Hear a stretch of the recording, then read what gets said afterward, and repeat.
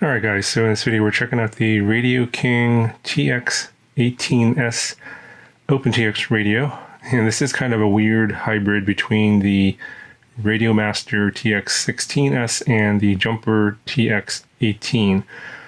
So this is a weird product. I'm not exactly sure where this company RadioKing came from.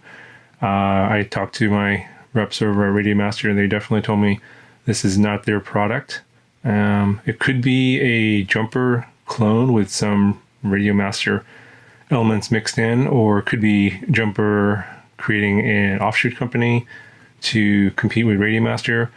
I mean, if you look at the way some of the labeling is here, like RadioKing, using the same kind of font as Radiomaster.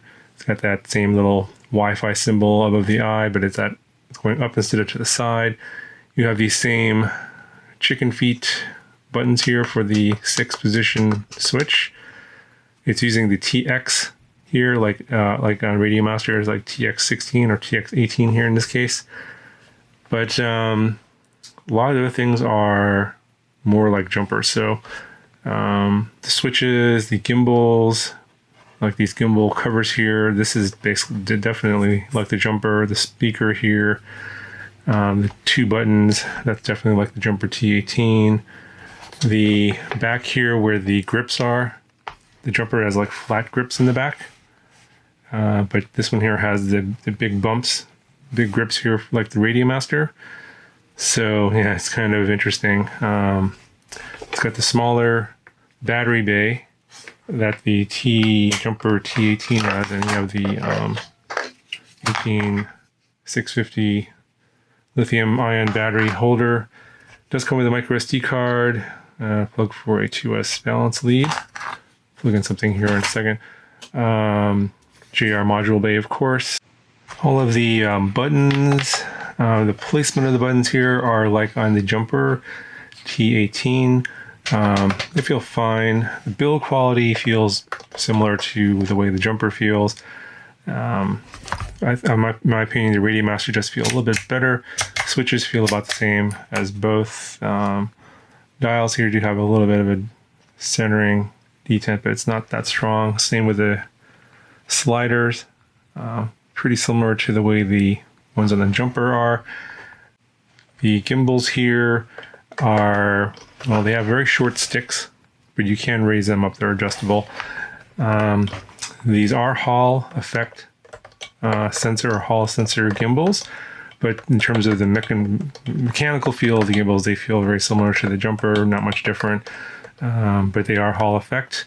The screen here is actually a touchscreen, 4.3-inch touchscreen, and that's what's also different. It's similar to the Radiomaster there. The Radiomaster comes with the touchscreen, although it's not enabled until OpenTX 2.4 comes out, but the Jumper T18 doesn't have that. The touchscreen comes as an option as default. So this radio is kind of more like the Jumper T18 Lite because it doesn't have the R9 900 megahertz module. So you can see just one single antenna, 2.4 gigahertz internal multi-protocol module only.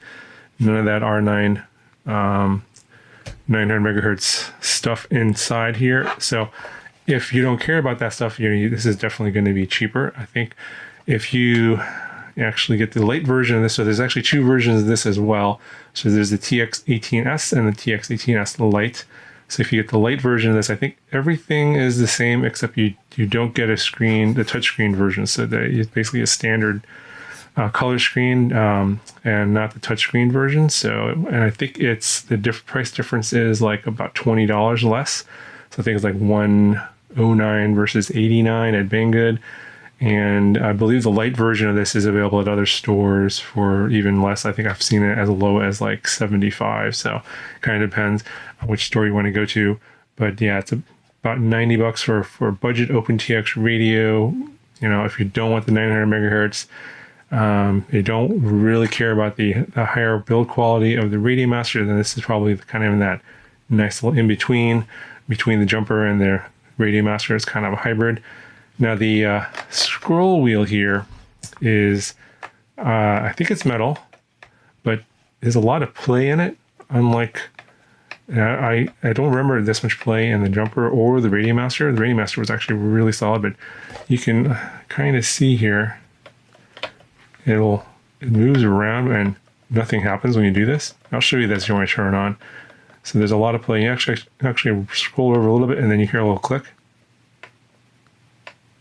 So build quality on this is definitely budget oriented, of course. But of course, it has all the OpenTX features and the multi-protocol module. Well, let's go ahead and put a battery in here, power it up. I'll show you what it looks like inside on the OpenTX side. Oh, and by the way, in the box you do get a USB-C cable and a lanyard strap for connecting up to the next strap. You have 3 positions to run the strap. I guess it'll give you a different balance based on the weight of the battery you have, which is kind of nice. It gives you some different options, but you should be able to find a nice balance spot. And of course you have the same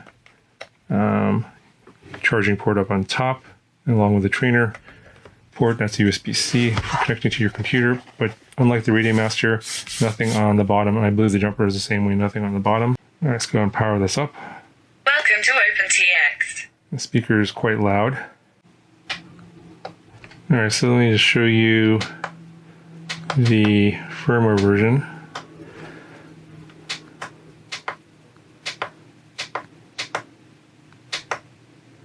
Okay, so this actually came with 2.3.10, dated September the 9th. And you can see here it's got Crossfire, Intro, multi-module all enabled in here.